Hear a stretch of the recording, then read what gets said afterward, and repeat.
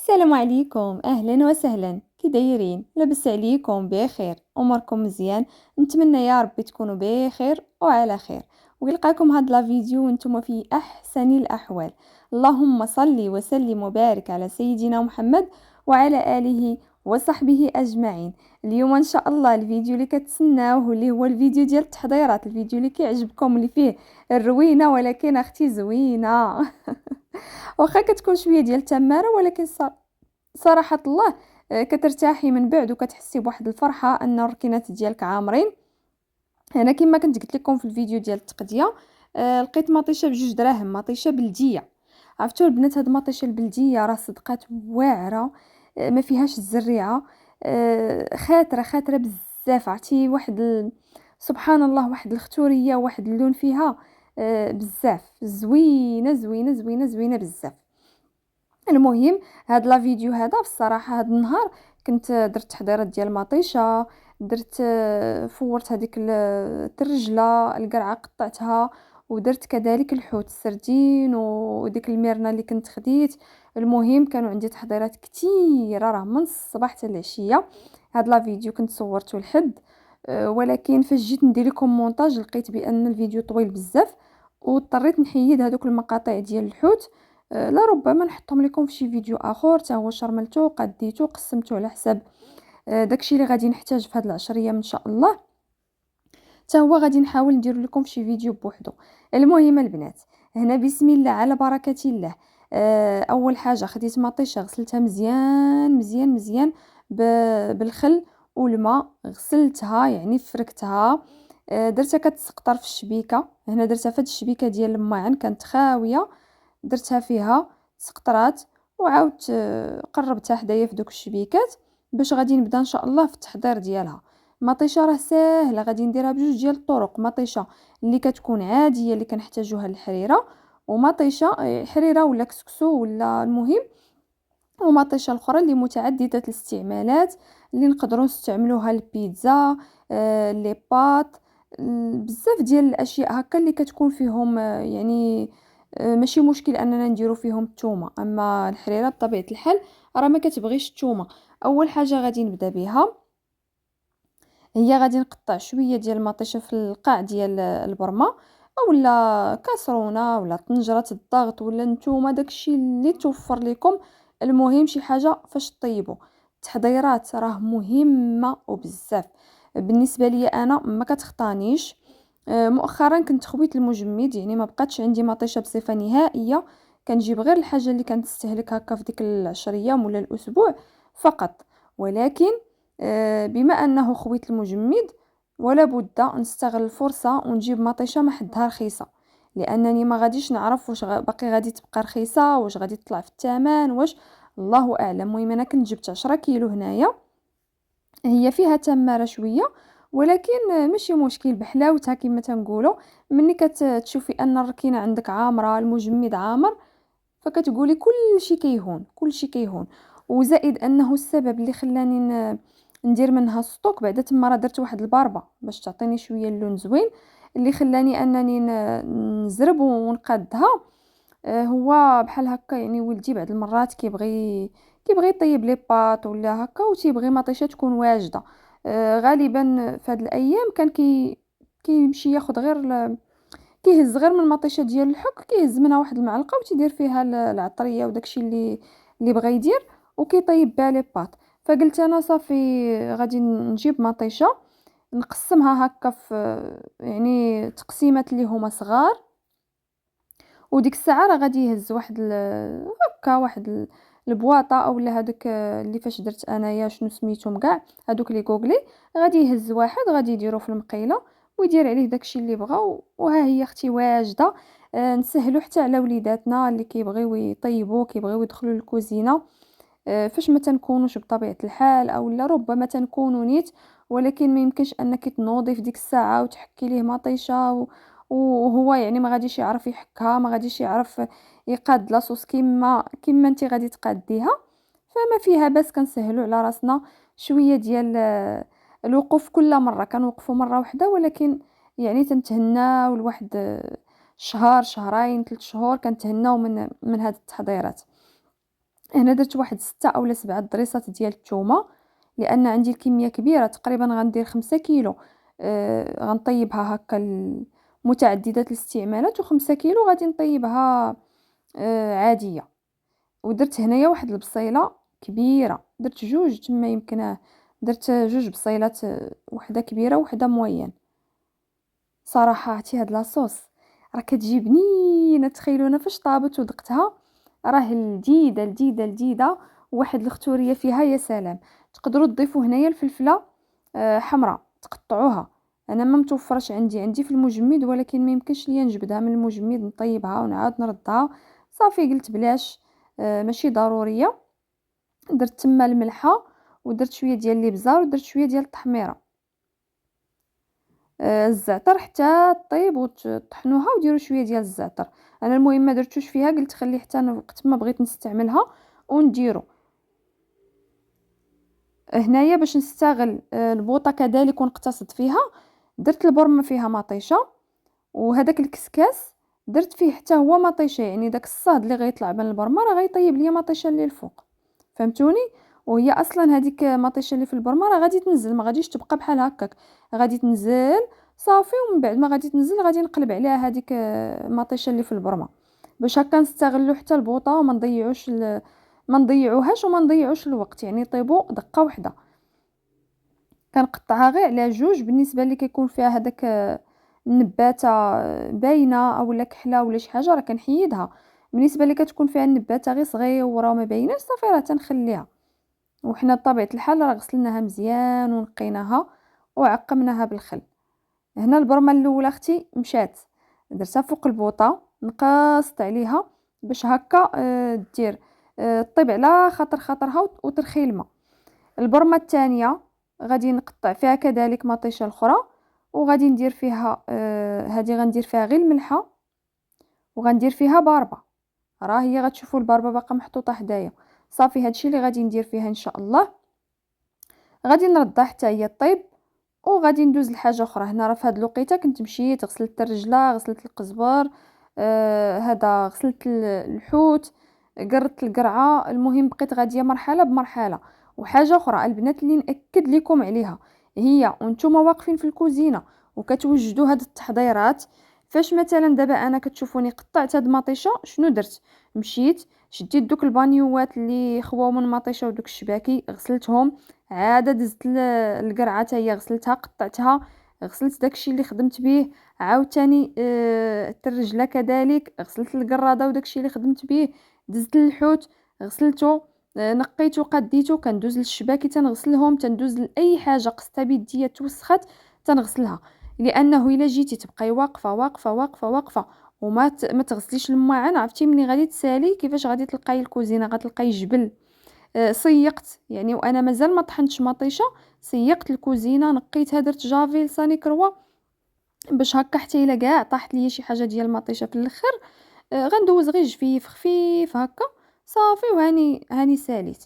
يعني نحاولوا ما امكن نخدموا بالعقل.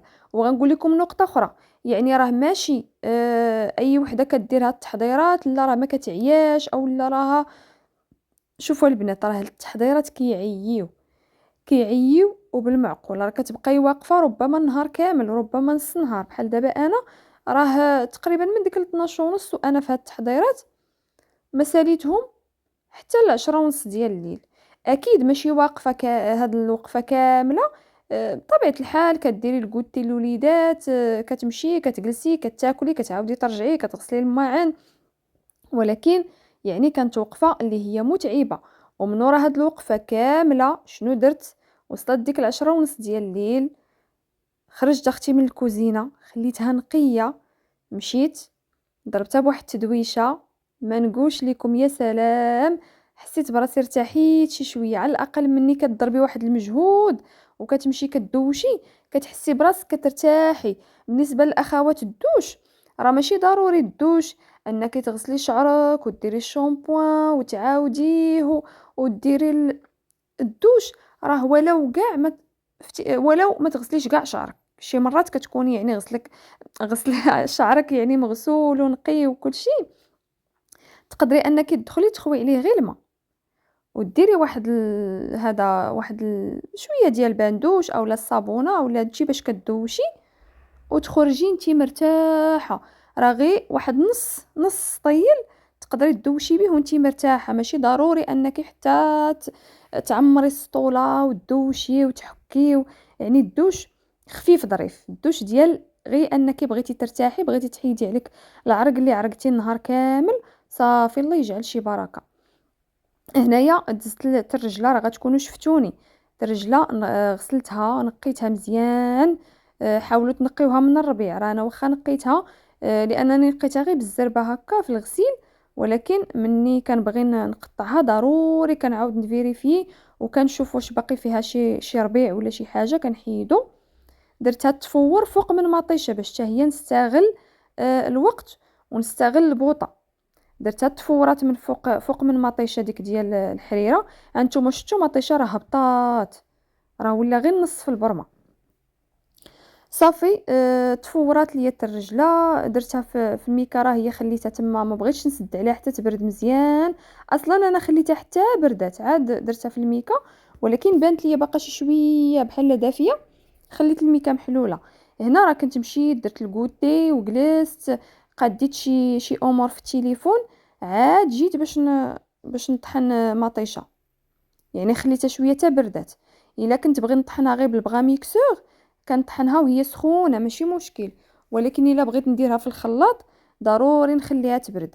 هنا شوفوا الختوريه ديال المطيشه البنات، راه ما عرفتش كي نوصف لكم هاد المطيشه، ولكن زوينه وزوينه بزاف.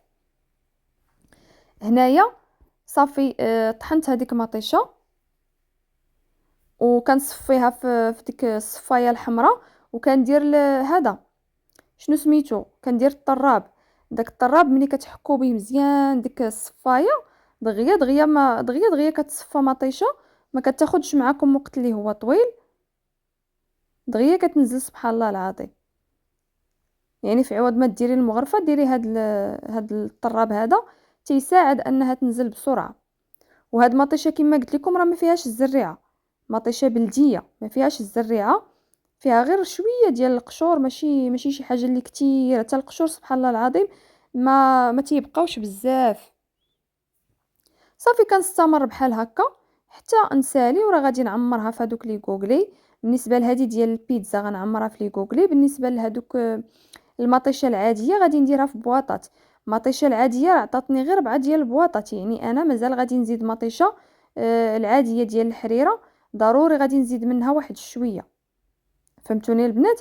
يعني ما يمكنش 4 غادي يقدوني واحد المده اللي هي طويله، غادي نزيد منها غير كميه قليله بطبيعه الحال.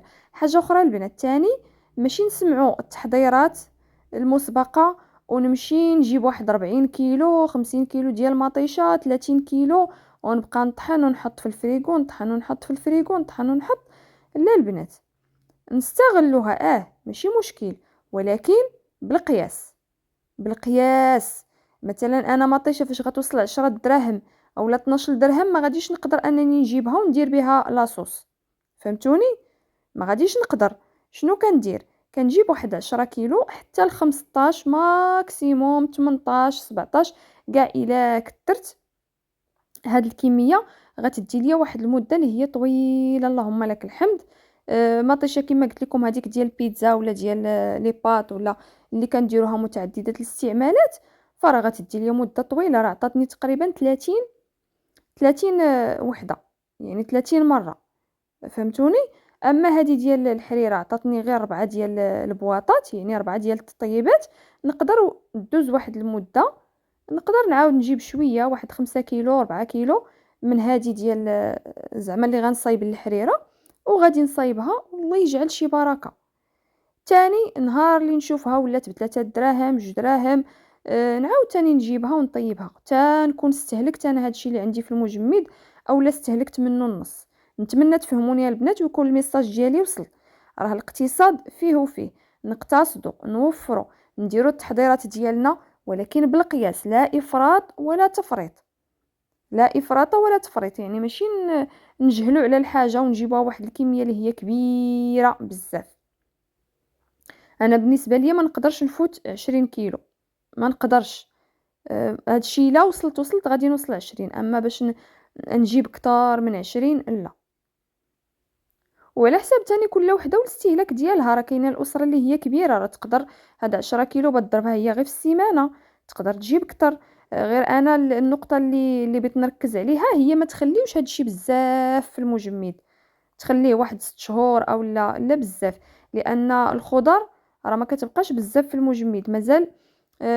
هذا اللحوم كتبقى اللحوم يعني بجميع الأنواع ديالها راه تقدروا تبحثوا، راه كتبقى في المجمد أكتر من 6 شهور. كاينه الحاجة اللي كتبقى حتى العام، ولكن غالبا حنا ما نوصلوش العام، ما نحاولوا ما نوصلوش العام في الاشياء اللي حنا كنديروا ليها التجميد.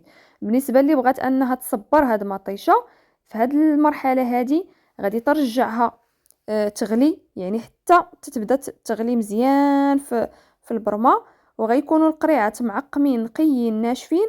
غادي تعمريهم وهما سخان وغادي تقلبيهم، تكون مطيشه سخونه، غتعمريهم، تعمري القراعي تسديهم وتقلبيهم. هاد الطريقه راه كنت شاركتها معكم مرارا وتكرارا وكانت حصريه. الا قلت حصريه فهي حصريه، يعني الاغلبيه من بعد ما كيديروا مطيشه في القراعي تيعاودوا يردوها الطيب في الكوكوط اولا في البرمه. انا لا ما تنعاودش نرجعها الطيب، وكتبقى عندي مطيشه لاكثر من سنه وهي مصبره، يعني بلا ثلاجه بلا حتى شي حاجه. نتمنى تكونوا فهمتوني البنات، يعني ما تنعاودش نطيبها. وراه بزاف الاخوات اللي كانوا معايا في المجموعه او اللي كانوا غير هكا في اليوتيوب كانوا جربوها بالطريقه اللي عطيتهم والحمد لله نجحت معاهم، ورجعوا كتبوها ليا ورجعوا صيفطوا ليا ميساجات وقالوا لي الله يجعلها في ميزان حسناتك. يعني كنا كنتعذبوا كنطيبوا مطيشه جوج المرات، كنطيبوها ونعاودوا نطبخوها ونعاودوا نطيبوا القراعي، كنا كنتعذبوا شي شويه. من بعد ما عطيتينا هاد الطريقه هذه راه لقينا عليها راحتنا. انا ما نكذبش عليكم، بالنسبه ليا التصبير نقصت منه شي شويه، هو صحي صحي بزاف. نقصت منه علاش؟ لي سباس القراعي تيرونوني مهم تيوليو عندي بزاف. صافي قلت اما انا بالنسبه للتصبير راه فصراحه كيصدق ليا وكيصدق ليا زوين زوين زوين بزاف. اللهم لك الحمد، يعني التصبير تيجيني ناجح 100%، ما تيخسرش ليا نهائيا. دابا وليت كنحاول ان داكشي اللي غادي نديرو التصبير كنديرو في المجمد وكنستغلو صافي. واخا غتقولوا لي لا راه المجمد ماشي هو التصبير، ولكن وليت كنقلب على راحتي اكثر. التجميد بعدا كتكوني ضامنه انه صافي راه 100% داكشي كتكمليه كديري في مجمد صافي راه ناجح 100%. اما التصبير فكتحطيه حداك كيبقى حتى النهار الاخر خصك تقلبي القراعي قلبيهم هذا. وخصوصا داك التعقيم، انا التعقيم هو اللي كان كياخذ ليا الوقت باش تعقمي القراعي، كياخذوا لك واحد شويه ديال الوقت. ما عرفت مالي اليوم كنحس براسي كنتراجل في الهضره. المهم البنات هنايا غادي نعمر دوك البواطات حتى هما بمطيشه العاديه، وغادي نبغي نستغل الفرصه ونقول لكم شكرا لكم. قربنا ل 30 وماشي بعيد من هنا يتحط لكم هذا الفيديو نكونوا كملناها، الله اعلم. المهم انا دابا حاليا اللي كندير معكم مونتاج، بقات شي 40 اولا ما كاملاش مشتركه، وغنكملوا 30 حاليا. ما عرفتش واش غادي نكونوا كملناها ولا ما كملناهاش. المهم اختي الا كنا كملناها مبروك علينا كاملين، وإلا ما كناش كملناها ان شاء الله نكملوها ونزيدو اكثر منها، علاش لا. شوفوا الختوريه البنات ديال المطيشه، شوفوا الختوريه ديال المطيشه راه كتجي يا سلام يا سلام يا سلام يا سلام. صافي هادشي اللي كاين. لا فيديو ديالي تقريبا وصل للنهايه ديالو، نتمنى انه يعجبكم، تكونوا استمتعتوا، تكونوا استفدتوا، ولو غير بفكره ولو غير بطاقه ايجابيه وتنوضي وتقادي تنتيا شي حاجه الا عندك بغات تقاد. هادشي اللي عطا الله. هذا هو لا فيديو ديال اليوم كما قلت لكم 30 من هاد لي جوجلي اللي عطاني. كنت بغيت ندير البواطات صيفط راجلي باش يجيبهم ليا ولكن ما لقاهمش صافي وليت خديت غير هادو. وهنايا مطيشه ديال الحك كندير لها الطريقه، كنقطعها انا مربعات وكنديرها هكا في المجمد صراحة هنا كنت أنا دخلت ندوّش وكنت قلت لغير راجلي هو اللي قلت ليه صافي بقات ليا غير مطيشة الحك، الله يرحم الوالدين إلا ما ديرها في هاد البلاستيكة وقادها باش نجي نديرها في المجمد. إيوا صافي هاد الشي اللي كاين، هذا هو الفيديو ديال اليوم.